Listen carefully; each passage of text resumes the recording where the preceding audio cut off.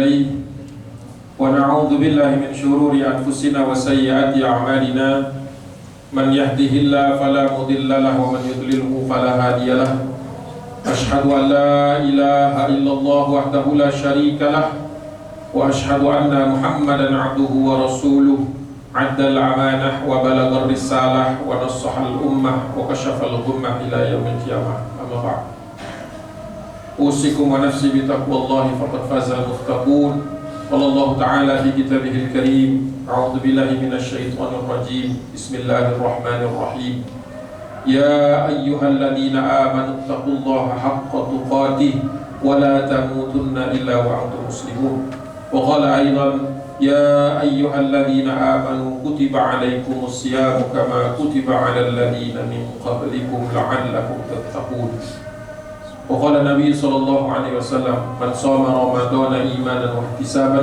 غفر له ما تقدم من ذنبه أو كما قال رسول الله صلى الله عليه وسلم صدق الله العظيم. Alhamdulillah, segala puja dan puji milik Allah Subhanahu wa taala. Salawat dan salam tak lupa kita panjatkan kepada junjungan kita, suri tauladan kita, Rasulullah Muhammad sallallahu alaihi wasallam, yang telah memperjuangkan Islam sehingga dia bisa tegak dan sampai menyebar ke seluruh dunia termasuk Indonesia. Alhamdulillah, pada hari ini kita sudah masuk kepada hari kedua bulan suci Ramadan tahun 1444 Hijriah. Mudah-mudahan seluruh amal ibadah kita selama 2 hari ini sampai dengan akhir Ramadan nanti diterima oleh Allah Subhanahu wa taala. Akhir daripada puasa atau tujuannya adalah takwa. Semua insya Allah sudah tahu. Dan di antara ciri-ciri ketakwaan itu adalah ketaatan kepada Allah Subhanahu wa taala. Kita melaksanakan ibadah karena ketaatan kepada Allah. Walau terkadang berat, walau terkadang menguras energi kita, tetapi tidak mengapa karena kita senang dalam ketaatan itu kepada Allah Subhanahu wa taala. Dahulu kaum muslimin menghadapi awal puasa atau bulan puasa, 1 bulan di bulan Ramadan itu, sebagaimana turunnya surah Al-Baqarah ayat 183 tadi, kutiba alaikumus shiyam, turun pada tanggal 22 Sya'ban 2 Hijriah. Artinya kaum muslimin cuma punya waktu 8 hari untuk persiapan. Kalau seandainya persiapan itu harus membutuhkan makanan pangan dalam jumlah yang besar, tentu tidak cukup waktunya untuk satu negeri Madinah pada waktu itu, dan Mekah dan lain sebagainya. Namun kaum muslimin tidak pernah mengeluh. Dan ini adalah simbol dari kesederhanaan hidup mereka. Abu Hurairah radhiyallahu anhu hanya 1,5 hari membutuhkan 15 butir kurma saja. 5 untuk bersahur, kemudian 5 untuk berbuka, dan 5 untuk sahur berikutnya. 15 butir kurma saja. Sehingga persiapan-persiapan lebih tertumpu kepada persiapan ruhiyah, pencapaian-pencapaian ruhani, pencapaian-pencapaian akhlak. Jadi Ramadan tidak boleh berubah bentuknya kepada hal-hal yang sifatnya materialis. Memperbanyak makan, memindahkan jadwal makan, bahkan kemudian berlebih-lebihan. Tentu bukan itu sasarannya. Seandainya sasarannya itu, tentu tidak perlu la'allakum tattaqun. Sedang jemaah yang dirahmati Allah Subhanahu wa taala, diriwayatkan oleh Ibnu Umar radhiyallahu anhu, kutiba alaihim idza shalla ahaduhumul atamata wan nama hurima alaihi ta'ama wasyarab wa nisaa ila mithliha. Diriwayatkan oleh Ibnu Umar radhiyallahu anhu, dulu pertama kali kami berpuasa, 1 pekan pertama di tahun kedua Hijriah itu, kami memulai puasa itu syariatnya sebelum berubah dan sempurna seperti yang kita jalani sekarang adalah tidak boleh makan dan minum dan mendekati istri mulai dari ba'dal atamah, setelah sholat Isya. Dan itu berjalan beberapa hari, dan baru kemudian mereka boleh makan dan minum lagi sudah ketemu malam. Malamnya tentu saja patokannya maghrib. Berarti kalau kita hitung kaum muslimin dahulu, sebelum turun surat Al-Baqarah ayat 187 yang awalnya itu uhilla lakum lailatus shiyam sampai akhir ayat, berpuasa dari ba'da Isya sampai ketemu maghrib. Seandainya 24 jam itu dikurangi waktu antara maghrib dan Isya yang kurang lebih 1 jam, maka puasanya sepanjang 23 jam. Tidak ada, tidak pernah tercatat di dalam sejarah ada sahabat satu orang pun yang komplain. Tidak ada. Itulah takwa yang dimaksud. Ketika tugas, baik itu dalam individu kita sebagai seorang muslim maupun tugas-tugas kita di tempat kerja, terkadang mungkin sepertinya mission impossible. 23 jam siapa yang kuat? Ternyata mereka jalani dengan rasa ketaatan. Dan ketika ketaatan itu ada di dalam jiwa kita, maka yang berat itu bisa jadi kelihatannya lebih ringan. Sidang Jumat yang dirahmati Allah Subhanahu wa taala, ada dua kejadian yang menyebabkan turunnya ayat 187. Tentu kalau dibahas akan panjang sekali, tidak cukup untuk 20 menit maksimum khutbah. Tapi saya ingin mengatakan saja bahwa ada dua kejadian. Kejadian pertama menimpa sejumlah sahabat, di antaranya Umar bin Khattab, mengadu kepada Nabi SAW bahwa mereka tidak sengaja atau tidak kuat untuk tidak mendatangi istri mereka di malam hari, padahal sudah jelas-jelas itu dilarang oleh Allah Subhanahu wa taala. Rasulullah mengangkat tangannya dan kemudian berdoa kepada Allah, ya Allah, ini ada umatku dalam keadaan mereka tidak bisa, ada sebagian yang tidak mampu untuk menahan diri. Tidak lama setelah itu turun surah Al-Baqarah ayat 187. Allah Subhanahu wa taala berfirman, "Uhilla lakum lailatas siyami rafatu ila nisaikum." Dihalalkan bagi kalian untuk mendatangi istri kalian di malam hari di bulan Ramadan. Hunna libasul lakum, mereka adalah pakaian bagimu, wa antum libasul lahun, sedangkan kalian adalah pakaian bagi mereka. Alimallahu annakum kuntum takhtanuna anfusakum fataba 'alaikum wa 'afa 'ankum. Allah tahu bahwa kalian kemudian tidak kuat. Alhamdulillah sahabat itu ngaku, tidak sembunyi-sembunyi. Ini sebuah akhlak yang perlu kita contoh. Terkadang memang berat. Siapa yang tidak berat menjalani tugas-tugas kita bahkan di bulan Ramadan? Namun tidak ada alasan bagi kita untuk berbohong, baik itu di hadapan Allah Subhanahu wa taala maupun orang lain. Allah tahu bahwa kaum muslimin pada saat itu tidak siap, tetapi Allah juga menerima taubat mereka. Mereka mendatangi Nabi bukan untuk komplainnya, Rasulullah boleh nggak digeser jamnya, bukan. Mereka bertanya bagaimana caranya bertobat dari pelanggaran itu. Mereka ingin mencari solusi agar diampuni Allah Subhanahu wa taala. Fataba 'alaikum wa 'afa 'ankum. Dan Allah terima dan Allah ampuni mereka. Fal'ana bashiruhunna wabtaghu ma kataballahu lakum.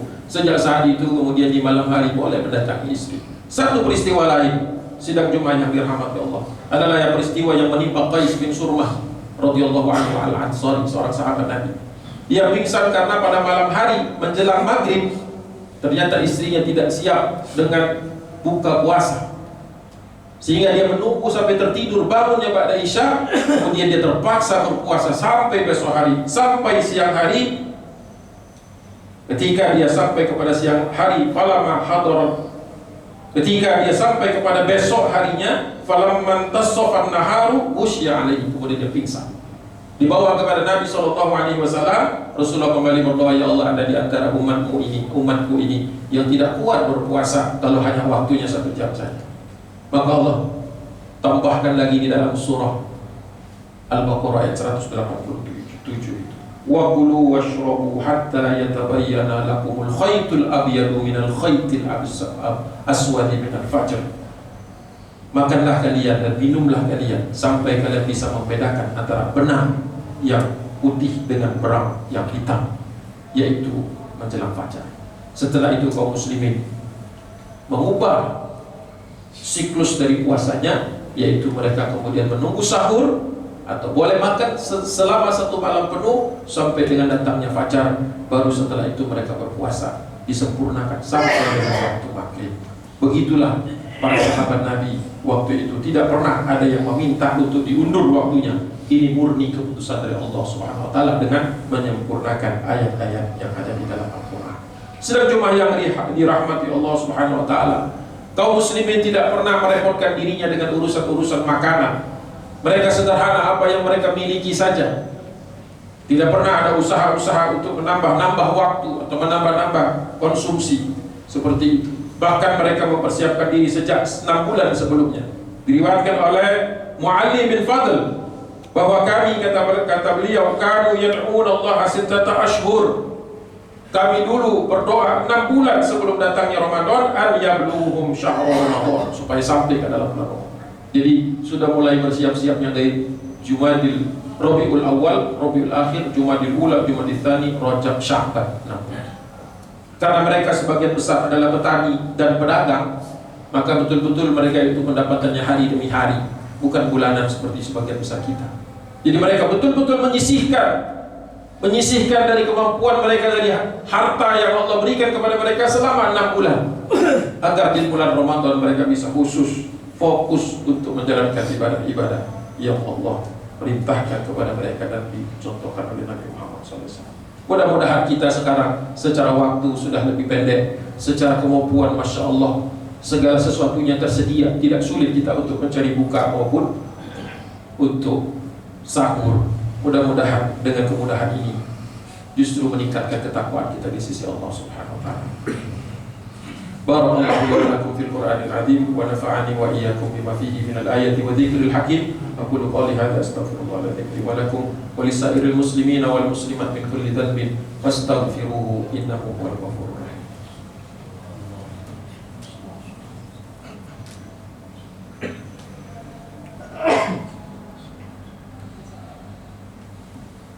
Innal hamdalillah nahmaduhu wa nasta'inuhu wa nastahdihi wa natubu ilaihi wa na'udzu billahi min shururi anfusina wa sayyiati a'malina man yahdihillahu fala mudilla lahu wa man yudlilhu fala hadiyalah. Asyhadu an la ilaha illallah wahdahu la syarika lah wa asyhadu anna Muhammadan 'abduhu wa rasuluh la nabiyya ba'dah. Ya ayyuhalladzina amanu taqullaha haqqa tuqatih wa la tamutunna illa wa antum muslimun. Sidang Jumat yang berbahagia, para shaimun yang dirahmati Allah Subhanahu wa taala, Rasulullah tidak pernah memposisikan Ramadan sebagai bulan yang berat. Di dalam salah satu hadis yang diriwayatkan oleh Abi Hurairah, Rasulullah selalu memberikan kabar gembira tentang Ramadan. Atakum Ramadan syahrul mubarak, katanya. Telah datang bulan Ramadan dan bulan itu penuh berkah. Orang Arab memahami bahwa berkah itu taswidul khair, menambahnya kebaikan, bertambahnya kebaikan. Jadi orang berlomba-lomba untuk menjadi baik. Puasanya tidak dalam rangka untuk meningkatkan status di hadapan manusia. Puasanya betul-betul untuk Allah. Makannya juga sedapat mungkin sederhana. Lebih banyak mereka bersedekah. Rasulullah ajwadun nas, kata Abu Hurairah. Rasulullah di luar Ramadan itu adalah orang yang sangat dermawan. Di dalam bulan Ramadan lebih dermawan lagi. Karihil mursalah, seperti angin yang berhembus. Peringatan bagi kita bahwa fokus pada Ramadan ini, internal kita adalah ruh kepada manusia yang lain. Kita banyak-banyak bersedekah, banyak-banyak memberi, banyak-banyak menolong. Seperti itu mudah-mudahan mengangkat derajat kita di sisi Allah Subhanahu wa taala. Satu lagi perintah Nabi, atau pengingatan Nabi, lillahi fihi lailatun min khairum min alfi syahr. Di dalam bulan Ramadan kalian harus kejar ada satu malam yang di dalam malam itu kalau kita beribadah karena Allah, maka nilainya 1000 bulan. 1000 bulan itu sekitar 83 tahun 4 bulan. Di antara kita mungkin ada yang tidak sampai 83 tahun. Kalaupun sampai, apakah mungkin kita dalam 83 tahun itu penuh beribadah? Tentu tidak mungkin. Oleh sebab itu jangan sampai kita termasuk orang yang lalai. Kata Nabi, man hurima khairaha faqad hurima. Barang siapa yang terhalang dari mendapatkan Lailatul Qadar, maka dia seperti terhalang dari yang lain-lain.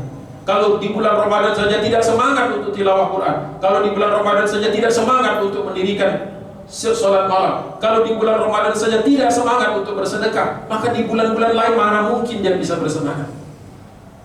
Faman hurima khairaha, barang siapa yang terhalang dari kebaikan bulan Ramadan, puncaknya adalah di antaranya Lailatul Qadar, maka dia tidak akan mungkin bisa mengejarnya di luar bulan Ramadan. Na'udzubillah tsumma na'udzubillah. Mudah-mudahan kita semua tercerahkan pada siang hari ini dan menjadi hamba Allah yang mulia. Mari sama-sama kita tutup dengan doa kepada Allah Subhanahu wa taala. Mudah-mudahan doa ini juga dikabulkan oleh Allah Subhanahu wa taala. Bismillahirrahmanirrahim. Alhamdulillahirabbil alamin. Hamdan na'imin, hamdan syakirin, hamdan thayyiban mubarakan katsiran, hamdan yuwafi ni'amahu wa yukafi mazidah. Ya Rabbana lakal hamdu kama yanbaghi li jalalikal karim wa 'azimi sultanik.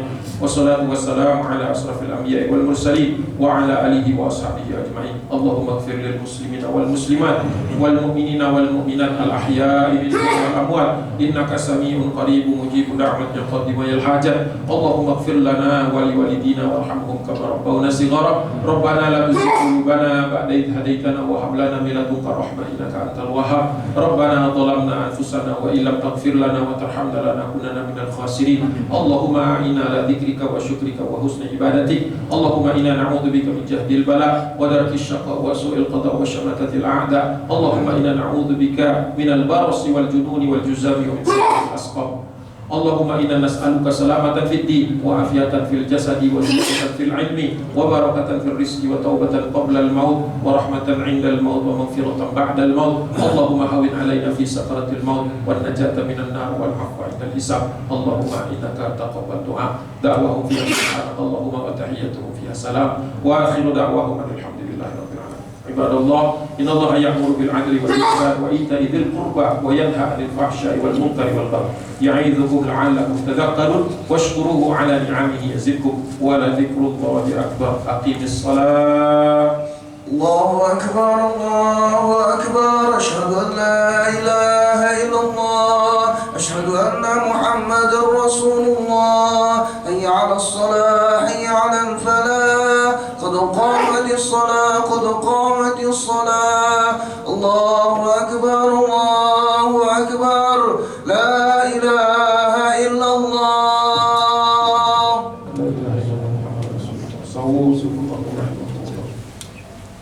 سووا اعتدلوا lurus dan rapatkan lihat kiri dan kanan as-salatu jami'ah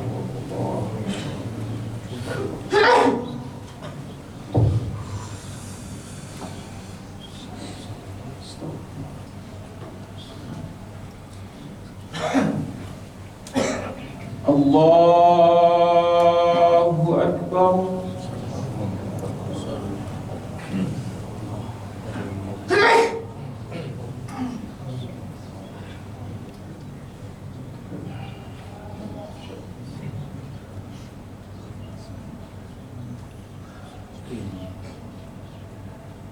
Bismillahirrahmanirrahim Alhamdulillahi Rabbil Alamin